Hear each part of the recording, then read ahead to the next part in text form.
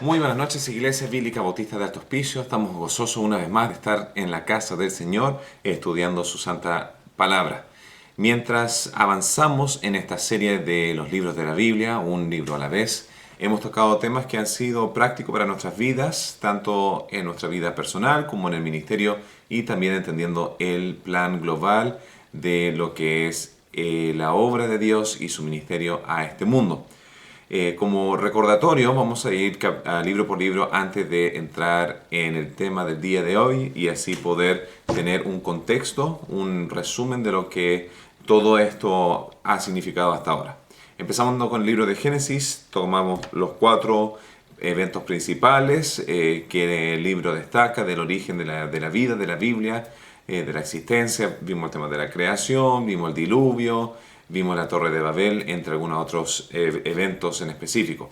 Además tocamos el tema de los 4 personajes principales, que son bien fáciles de recordar porque son los patriarcas. Tenemos a Abraham, Isaac, Jacob y también el individuo de José, que no va a ser tan importante en el ámbito de la genealogía en el futuro como Judá, pero tiene los capítulos predominantes de la última parte del libro de Génesis. Entonces, vimos ese primer libro. Luego avanzamos con la promesa que Dios había hecho con Abraham, expresado en el libro de Éxodo, cuando Dios sacó el pueblo de Israel fuera de la esclavitud de Egipto y empieza esta travesía afuera de Egipto hacia la tierra prometida. Acá tenemos puntos principales, el llamado de Moisés, tenemos las plagas que ocurren dentro de Egipto, todos los sucesos dentro de Egipto. Luego vemos lo que son los 10 mandamientos, la creación del tabernáculo, y el libro de Éxodo termina con la presencia de Dios mismísima dentro de lo que es el tabernáculo. Luego el libro de Levíticos nos lleva a un principio bastante importante, la cual es cómo un Dios santo y puro puede coexistir con una nación que, siendo humana, va a tener pecado. Entonces, se toca los principios de cómo mantener una relación de conexión con Dios a través de la santidad. Y ahí vemos ritos, celebraciones, días festivos que eran de observarse. Vemos el tema de los sacerdotes, su pureza, su integridad. Y después, en el medio de este libro, vemos lo que son las leyes morales, sea en la ley alimenticia, en la parte física, cómo mantenerte puro para entrar en la presencia de Dios en el Antiguo Testamento según la estructura de la ley. Y luego vimos lo que eran las reglas de manera de comportamiento, ya en el ámbito civil, en el ámbito social y en el ámbito sexual. Ahora, ese era el libro específico del libro de Levíticos. Luego empezamos o avanzamos con el libro de Números. Y el libro de Números, en esencia, es la historia del éxodo en el desierto. Y ahí dividimos el libro en 3 partes. El tiempo en el Sinaí, y tocamos los temas que ocurrió en el Sinaí. Luego se avanzó a lo que ocurre en el desierto de Parán. Y todo culmina ya en la planicie de Moab, casi entrando a la tierra prometida. Pero, como se pueden recordar, dentro de todos los sucesos importantes que ocurrieron en el libro de Números, Moisés es negado la entrada a causa de un pecado que cometió capítulos previos al término del libro de Números. Eso nos lleva al libro de Deuteronomio, mientras él termina de todo, de hacer de su travesía, de su peregrinación, de su éxodo, de dirigir al pueblo. Él termina dando las últimas instrucciones una vez más al pueblo de Israel para ver el éxito de ellos, recordándole su pasado, las leyes de Dios, cómo se tenían que interpretar, y luego finalmente el libro de Deuteronomio termina dando la pregunta o la acotación de la decisión que ellos tienen que tomar personalmente para que esto funcione. Ya no pueden basarse en el pasado, no pueden basarse en lo que ya ocurrió, sino es un elemento activo, presente, pero con la dirección en mente, la visión de ser obediente hacia el final. Y Moisés muere. Ya tenemos a Abraham y Moisés, 2 personajes claves del Antiguo Testamento. El segundo muere y después empieza el periodo de lo que es Josué entrando en el territorio de la tierra prometida, y como Dios provee sus victorias, vemos tanto éxito como derrota, vemos principios acerca de obediencia y desobediencia, vemos después la repartición del territorio, y el libro termina con Josué diciendo yo he hecho todo lo que tengo que hacer, ya estoy entregando la responsabilidad para ustedes que lo sigan, pero tienen que decidir hoy a quién van a seguir. ¿Van a seguir a Jehová o van a seguir a los ídolos o las naciones paganas? Y ahí está la frase infame que se encuentra en muchas casas, pero yo en mi casa seguiremos, honraremos, adoraremos, continuaremos a Jehová, ¿ya? Para poder tener la bendición de él. Y el pueblo entero accede y está de acuerdo y ora colectivamente diciendo que nosotros decidimos seguir a Jehová, el Dios que nos sacó de Israel.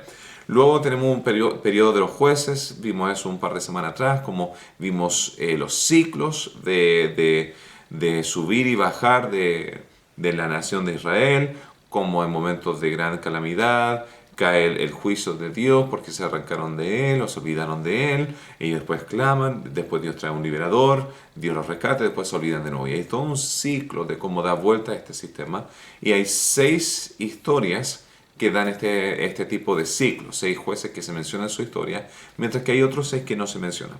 Luego vimos la historia de Ruth, una historia de dedicación, lealtad y amor, que terminó siendo la bisabuela de David, y la semana pasada tocamos a 1 Samuel. Entonces, hemos abarcado ya 8 minutos de nuestros primeros 35 o 40 minutos de estudio haciendo este resumen, pero lo hago cada semana con la intención de que entendamos que la Biblia es una historia larga y no una colección de historias que están desvinculadas, sino todo tiene una consecuencia. Ahora, la semana pasada vimos a 1 Samuel, y dentro de 1 Samuel vimos que habían 3 personajes principales. Vimos a Samuel en sí, que era un gran profeta, que hizo una gran labor y se considera como uno de los grandes del Antiguo Testamento, pero no tan grande como a los 3 principales, ¿ya?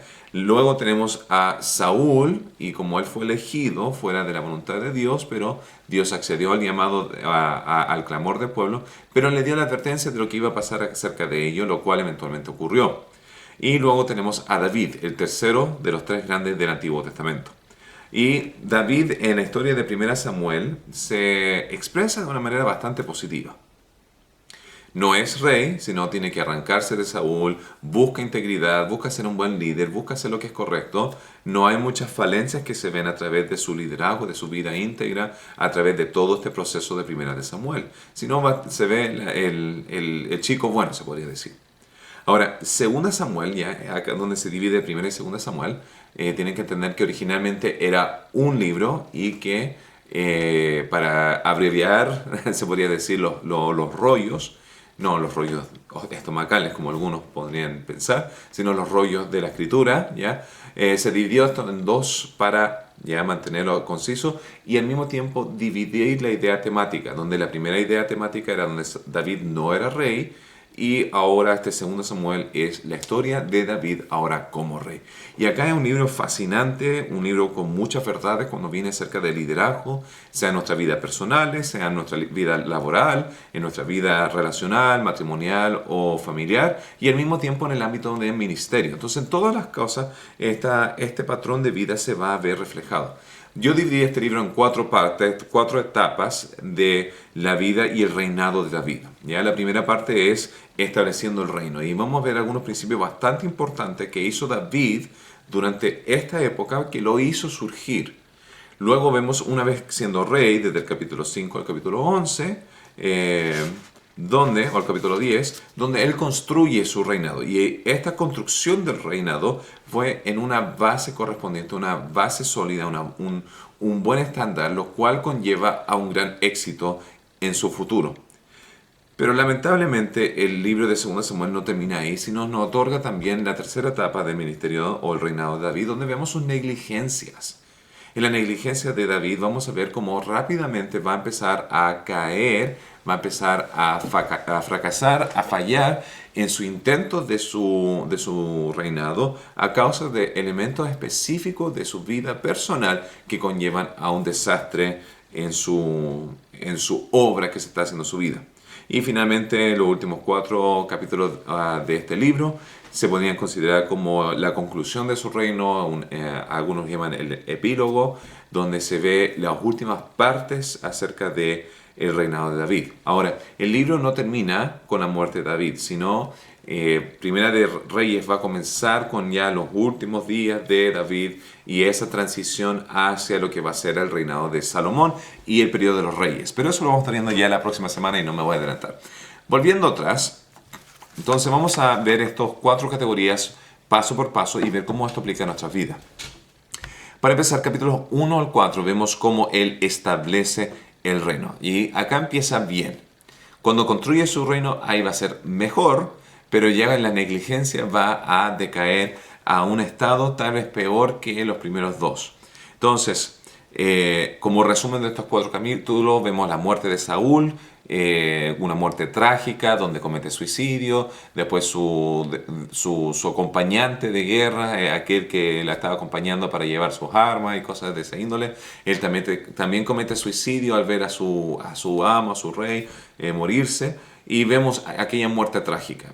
Y vamos a ver en estos 4 capítulos cómo David reacciona a la muerte de Saúl, cómo él lidera con el reinado previo de él, como él lo honra, y vamos a ver una lucha de poder entre lo que va a ser el único hijo sobreviviente de Saúl, Iso-Boset, y cómo él va a tratar de subir en el reinado, y ahí está David haciendo la competencia, pero en pocas palabras vamos a ver cómo el reinado del hijo de Saúl iba a decaer y cómo el de David va a surgir. Y de eso se trata esta parte. Ahora, la realidad es que Dios ya había establecido quién iba a ser el próximo hombre en liderazgo. Y era un asunto de tiempo, ¿ya?, que Dios iba a confirmar esta situación. ¿Y cómo lo iba a hacer? Haciendo crecer el nivel de influencia de David, iba a hacer menguar la influencia del hijo de Saúl. Pero lo importante que vemos acerca de David es cómo él toma estos principios y él no empuja, no presiona y no hace lo inmoral, lo antiético en tratar de llegar a su nivel de liderazgo.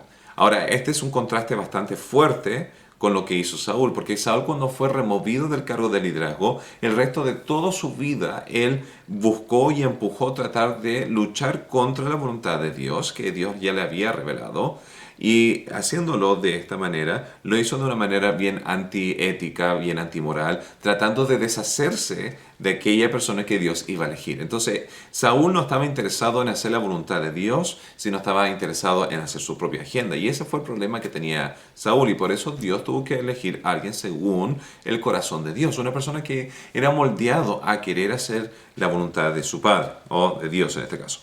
Entonces, ¿cómo se van a ver estos 4 capítulos? Capítulo 1 comienza con David y su reacción a la muerte de Saúl. Y lo que él hace es endechar la muerte de Saúl.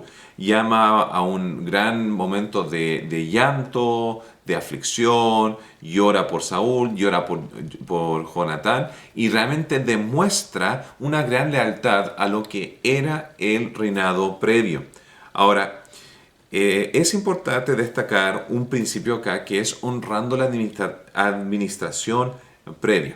Yo he visto esto muchas veces en el ámbito de iglesias acá en Estados Unidos y también más allá de estas fronteras. ¿Y qué es lo que he visto?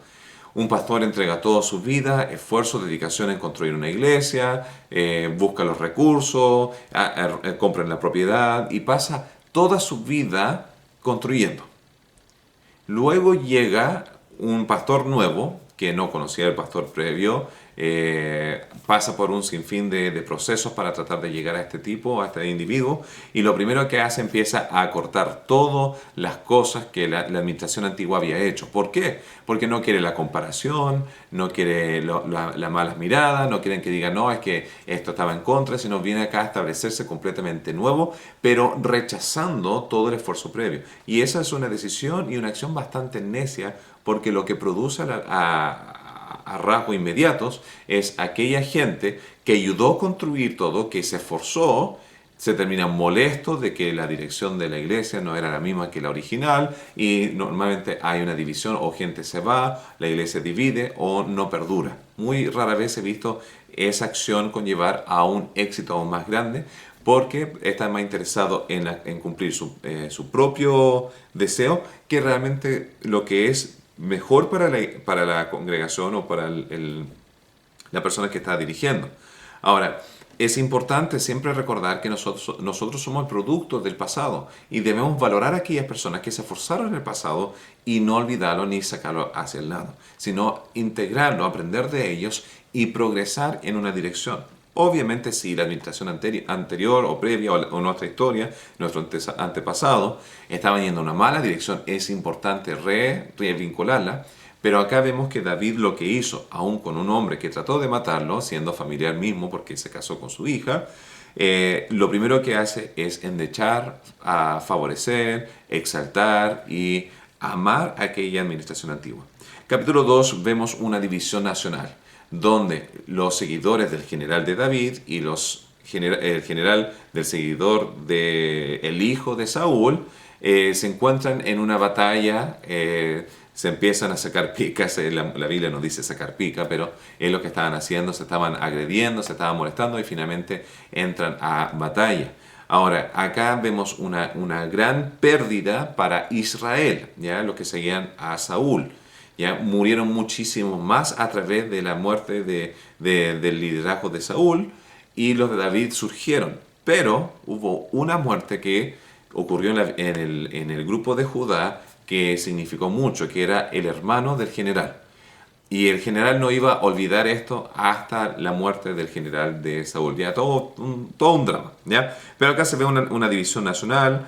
Abner es el general del ejército del hijo de Saúl y trata de ser un buen mentor sobre el hijo de Saúl. Entonces este es un hombre de guerra con experiencia que viene acá tratando de enseñar a este joven de 40 años, se menciona, en cómo ser un rey.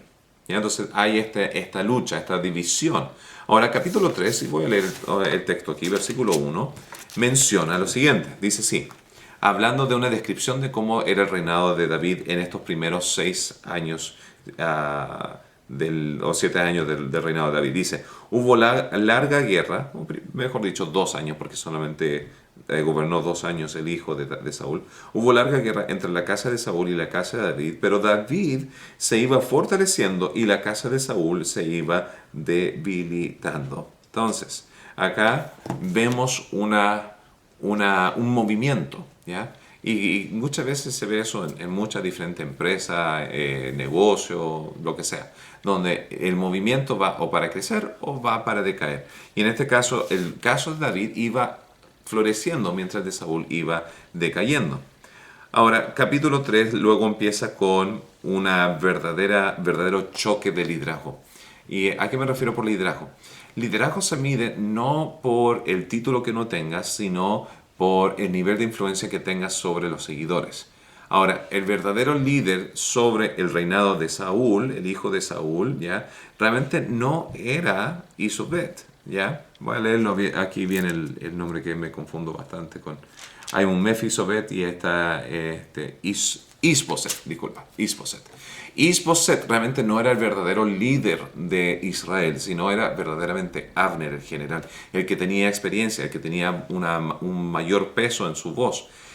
Ahora, acá hay un daño inmenso que hace Isboset en su liderazgo, porque la concubina que pertenecía a Saúl durante su vida llega a un punto donde se sabe que ella tuvo un caso de inmoralidad. ¿Ya? Lo más probable es que quedó embarazada.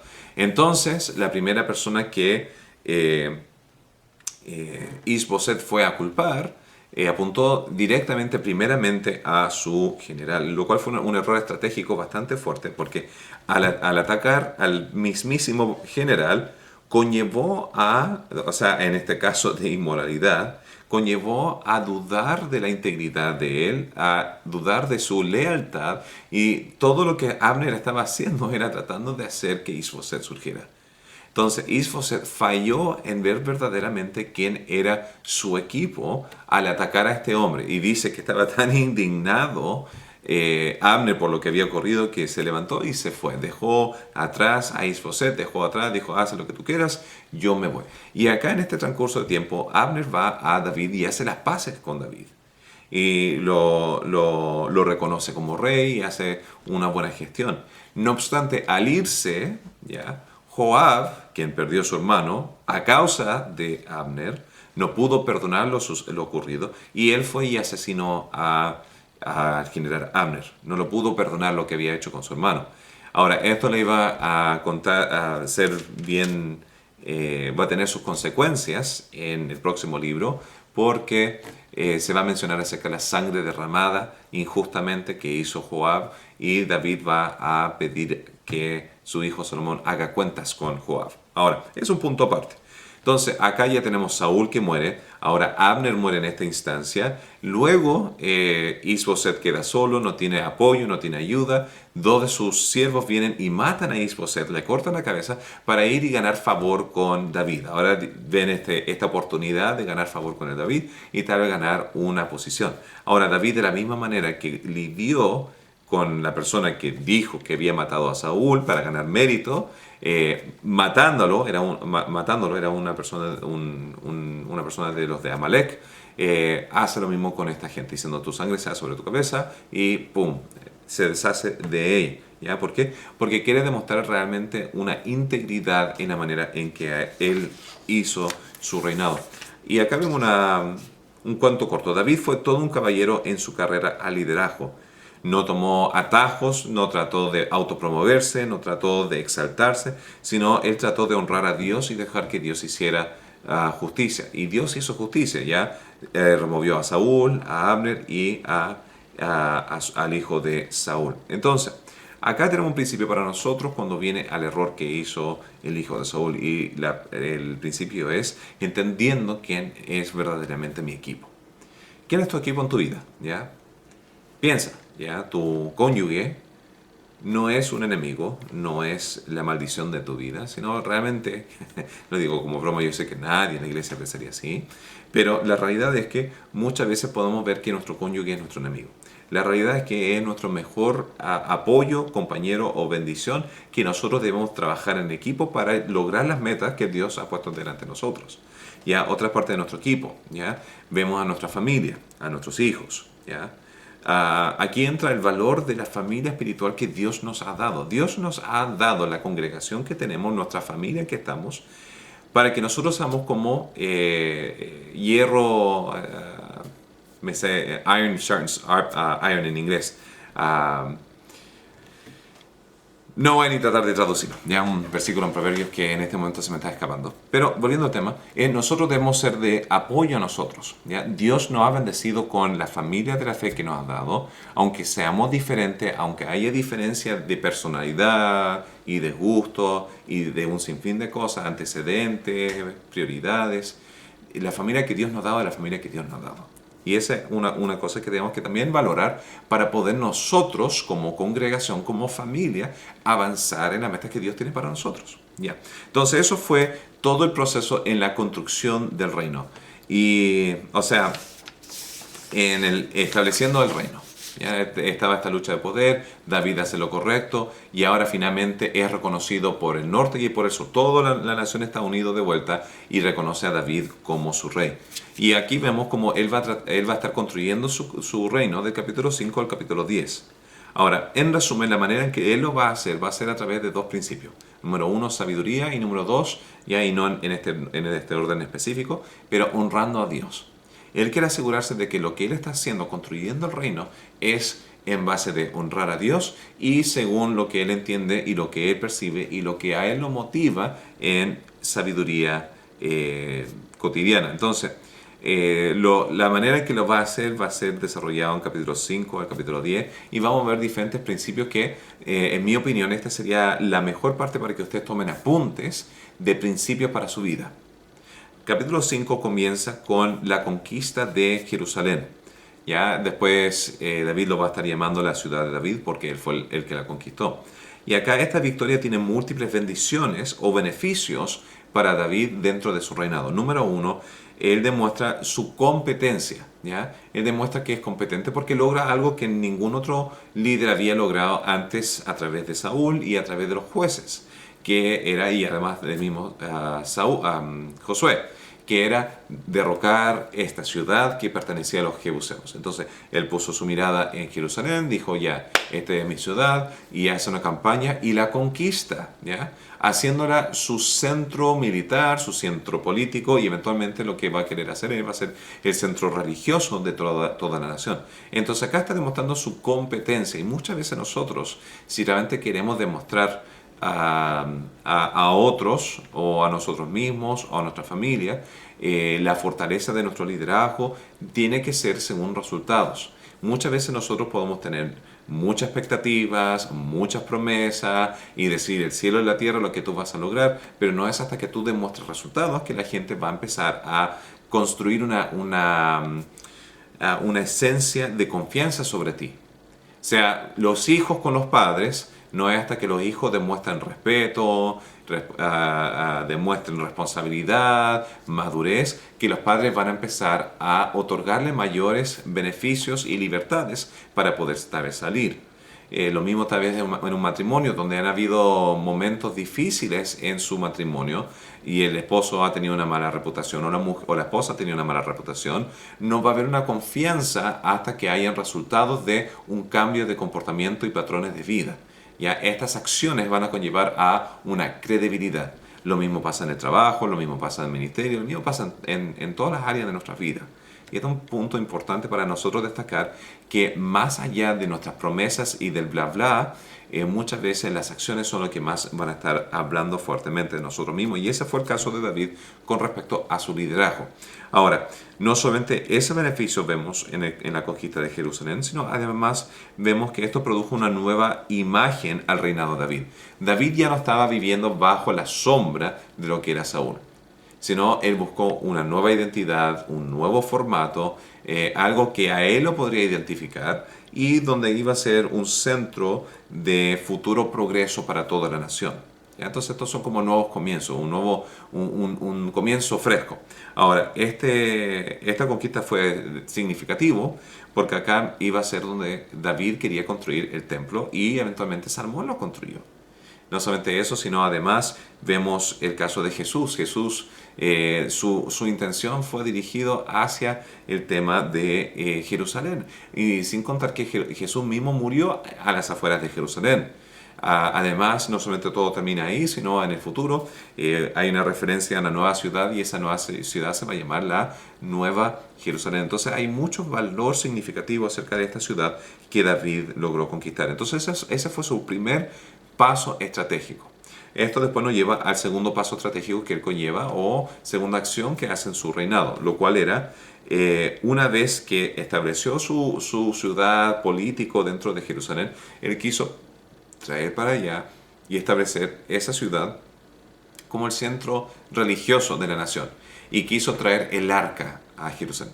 Ahora, muchas veces vemos dos de los tres elementos importantes acerca de este traslado del arca desde donde estaba a la ciudad de Jerusalén.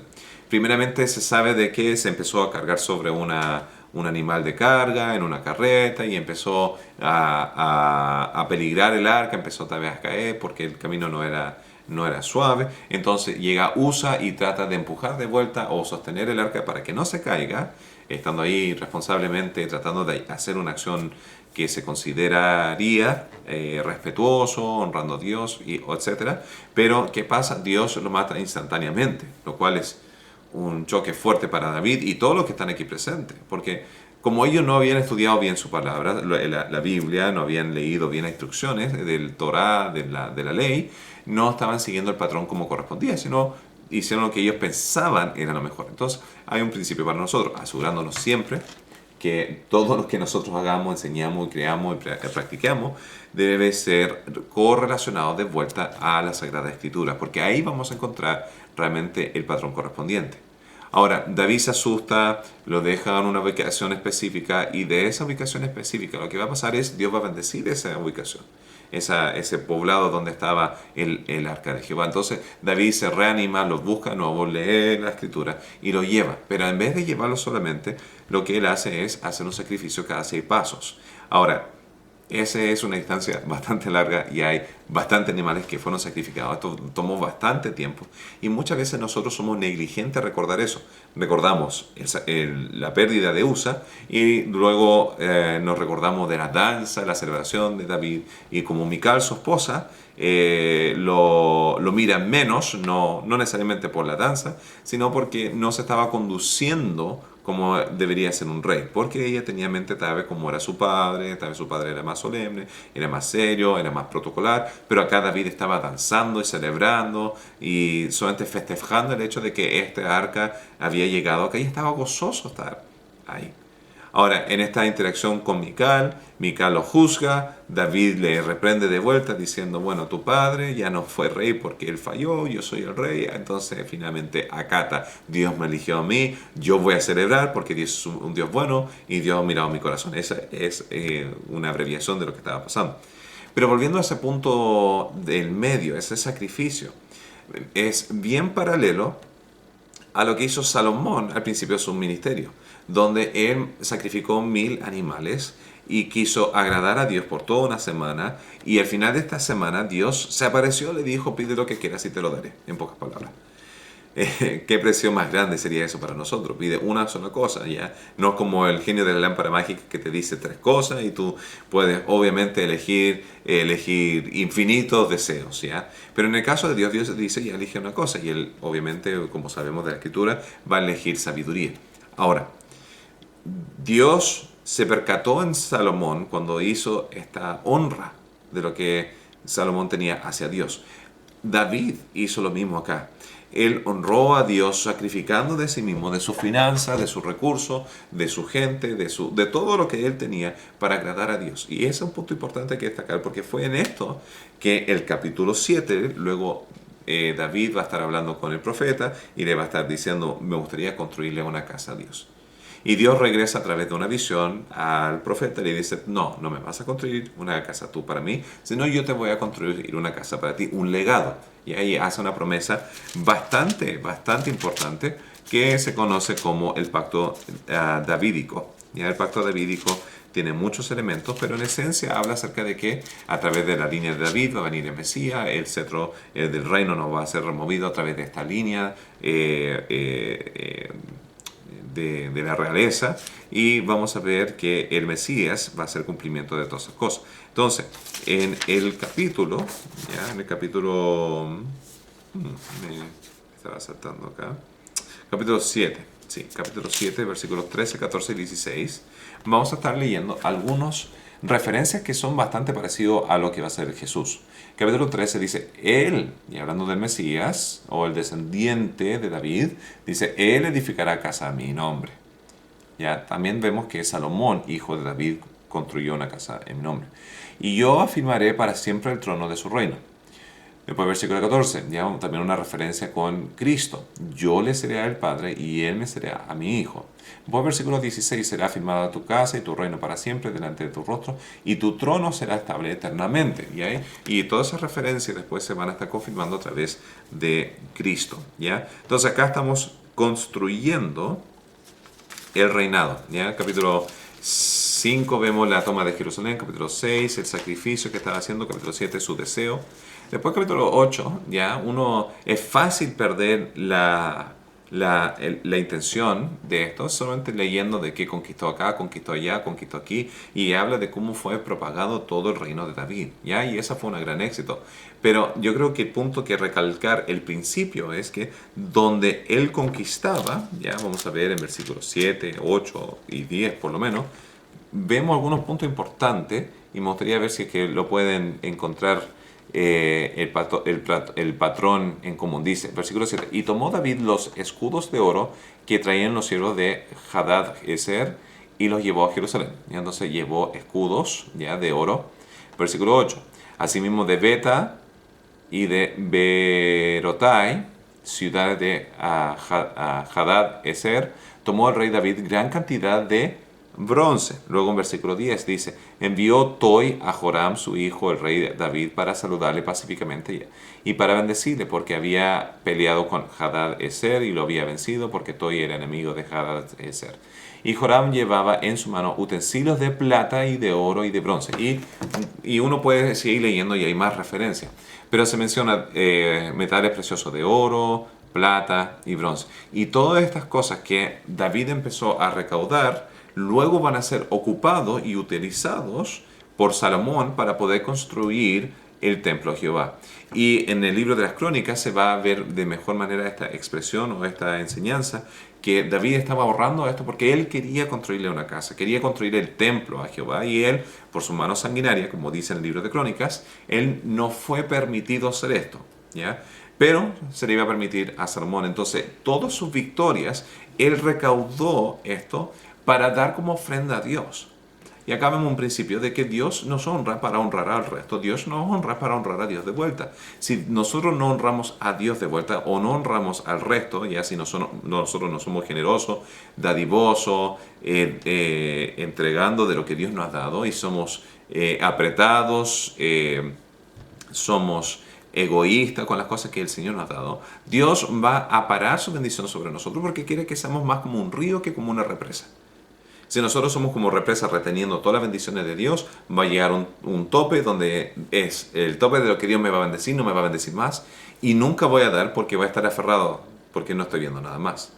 Pero si me convierto en un río donde lo que Dios me bendice y yo empiezo a canalizar eso hacia el resto, Dios va a seguir bendiciéndome a mí para que yo sea ese instrumento para bendecir al resto. Y al bendecir al resto, Dios va a seguir bendiciéndome a mí. Entonces, acá hay un juego de decisión. ¿Voy a ser egoísta o voy a ser dadivoso? ¿Voy a confiar a Dios o voy a aferrarme a lo que me ha dado? Entonces, acá, en el caso de David, él se tornó una persona que era extremadamente generosa en su ofrenda a Dios.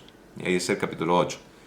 En 8:15 vemos el resumen del reinado de David y dice, y reinó David sobre todo Israel, y David administraba justicia y equidad a todo su pueblo. Y ahí estaba hablando acerca de la integridad que él tenía para dirigir.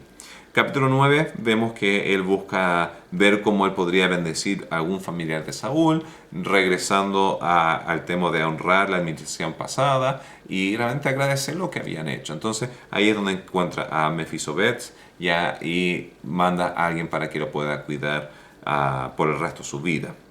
Después, capítulo 10, también busca tratar de bendecir a un amigo antiguo, ¿ya? El rey de Amón había ayudado a David cuando él se estaba arrancando, y este rey Amón murió, David ya estaba en el reinado, entonces quería mandarle saludo, bendición al hijo del rey, pero los consejeros de aquel rey empezaron a decir que no vienen a espiar, y humillaron a estas personas, le cortaron las vestimentas, y le raparon la barba, lo humillaron, y David está enfurecido porque lo que había sido una bendición, tratando de agradecer a aquellos que en el pasado le habían ayudado, terminaron dándole la espalda, y ahí entra en un conflicto entre estas dos naciones donde Israel obviamente gana. Entonces, todo esto vemos hasta este momento lo que es estableciendo el reino, después construyendo el reino, y hasta ahora todo va súper bien. Y si el libro terminara acá, sería fabuloso, pero no es así.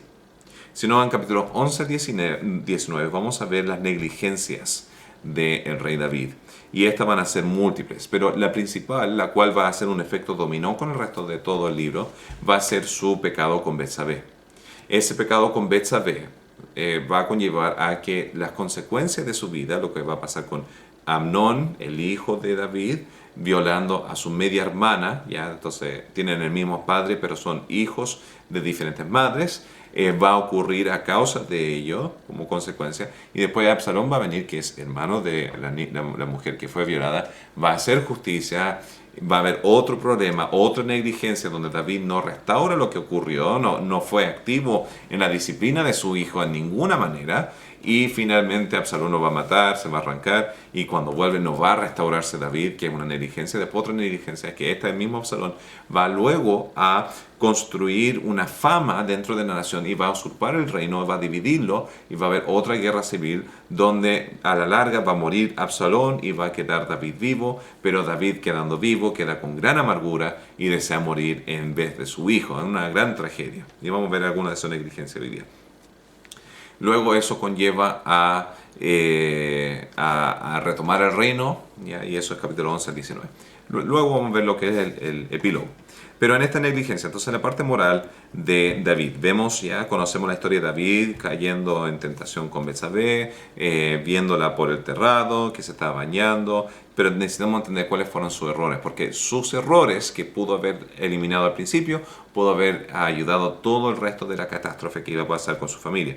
Número uno, ya el primer error que vemos en la vida de David en 2 Samuel capítulo 11 es que era el tiempo de que los hombres o los reyes salían a la guerra y él se quedó en su casa. Mandó a su general y no estuvo activo. Entonces, no estaba activo haciendo su labor. Gente ocioso, ¿ya? Es más propenso a pecar que gente activa, ¿ya? Se levantó, no solamente debía estar ahí, sino no fue a la guerra y se levanta tarde, está realmente siendo ocioso, no está aprovechando su tiempo. Eso conlleva a que no se sacía, este es el segundo error. Acá vemos un hombre que no estaba saciado con las mujeres que ya tenía. ¿Ya? No solamente tenía 3, tenía múltiples mujeres y aún así no se pudo satisfacer con lo que ya tenía, lo cual conllevaba a el tercer error, ya teniendo ya múltiples mujeres, tiene una predisposición al pecado. ¿Ya? Y la predisposición al pecado que tenía David era que él estaba más interesado en su propia satisfacción que seguir en los patrones y los mandatos de Dios. Dios dijo a los reyes, no entren en poligamia. En el libro de Génesis, a Adán y a Eva se creó uno para otro, no uno para múltiples. Entonces, acá ya hay una predisposición, ¿ya?, a pecado que conlleva a, si ya tiene una predisposición a pecar acá, lo próximo va a pasar es que va a tener una predisposición a pecar aún más. Entonces, cuando él salió, miró, avanzó y dejó la embarrada, ¿ya?, ella queda embarazada. Entonces, ¿qué hace ahora? Ya que hizo el error, fue infiel, dejó el pecado ahí, él trató después de esconderlo, ¿ya? Luego que no lo pudo esconder, trató de manipularlo, y como no lo pudo manipular, trató después de borrarlo, y como trató de borrarlo, tratando de matar mandando a la ejecución, se podría decir, del mismo Usías, el esposo de Betsabé, que era poniéndolo al frente de la batalla en la parte más recia para poder así librarse de las consecuencias de su pecado. Pero, como sabemos, Dios siempre ve. Y Dios manda al profeta Natán, el cual le va a decir que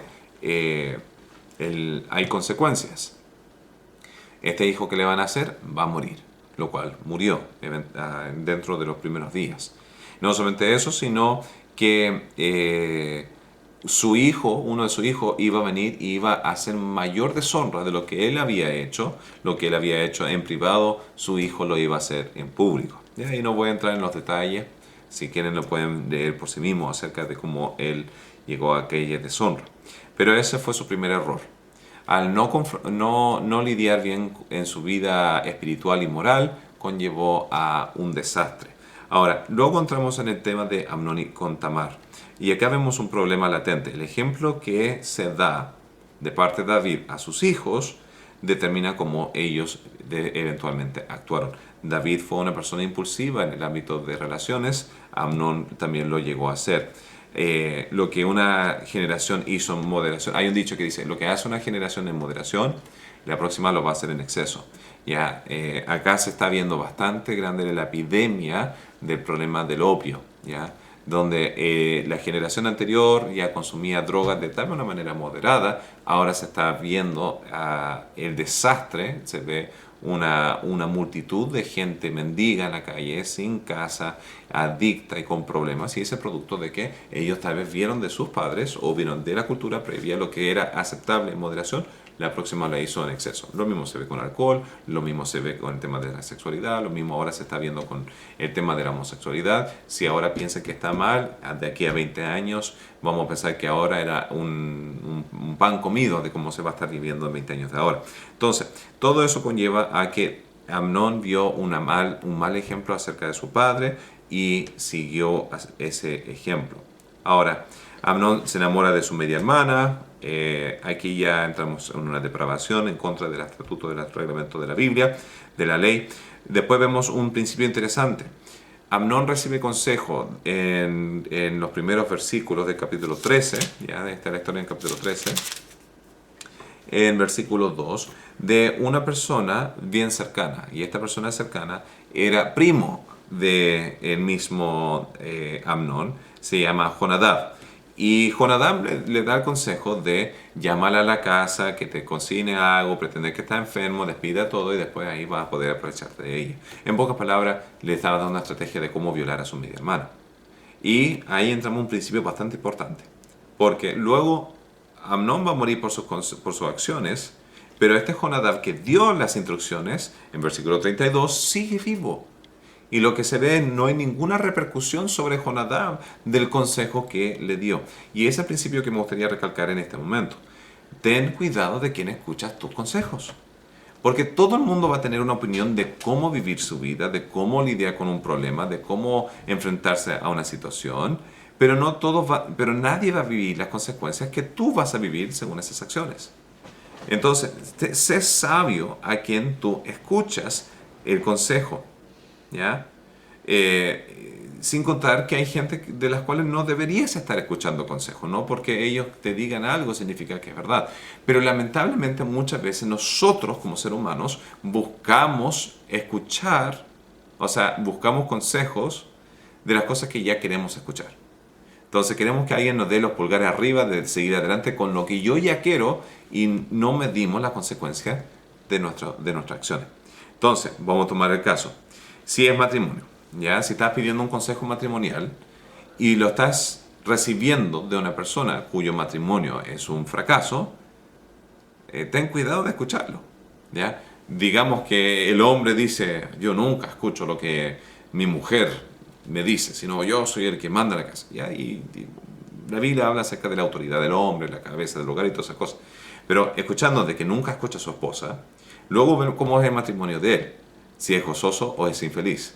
Si no es gozoso y es infeliz, es ese el resultado que tú quieres para tu vida, porque esta persona ha estado viviendo las consecuencias de aquellas acciones.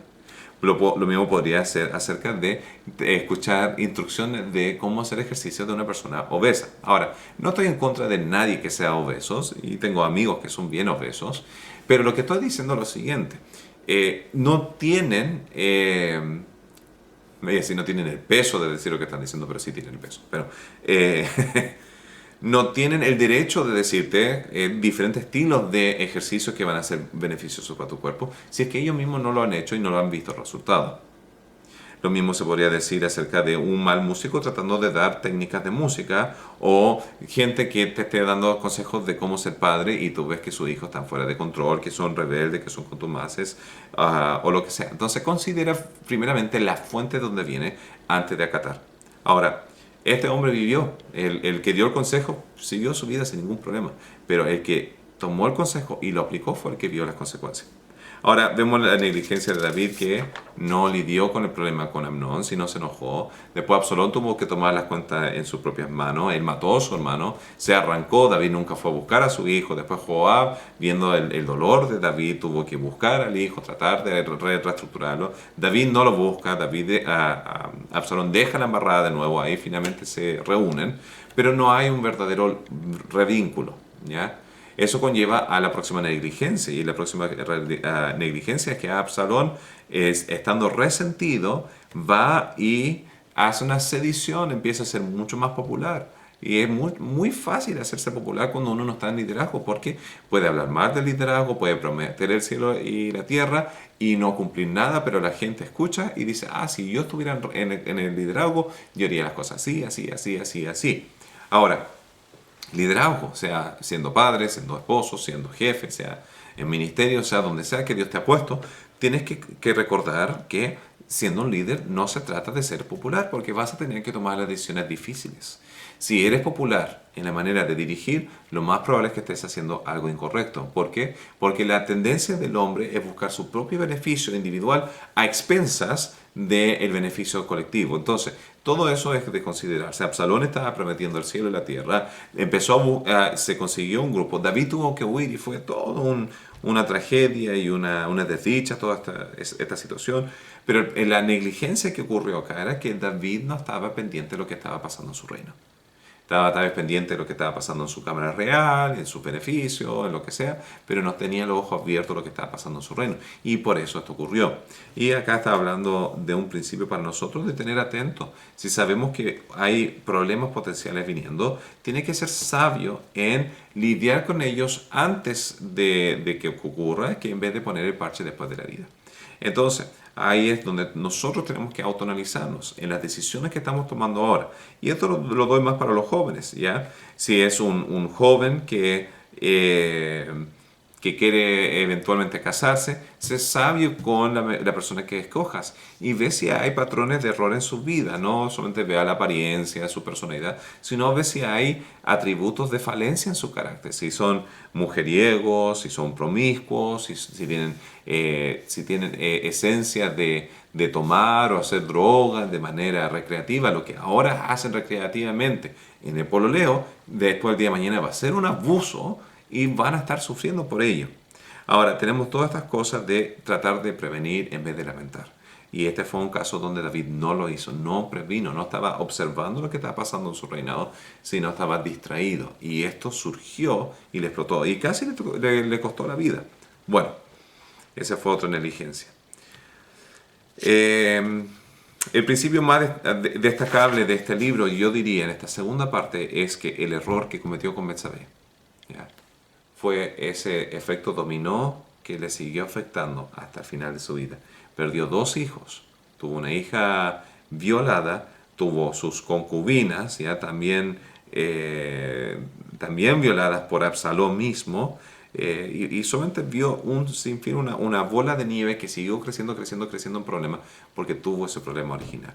Entonces es mejor evitar que tener que lamentar.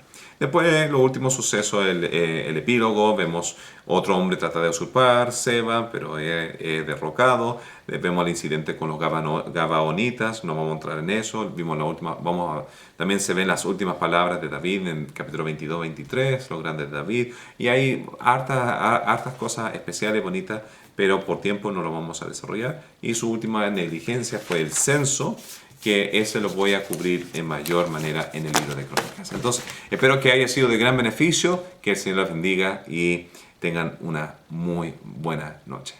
Bendiciones.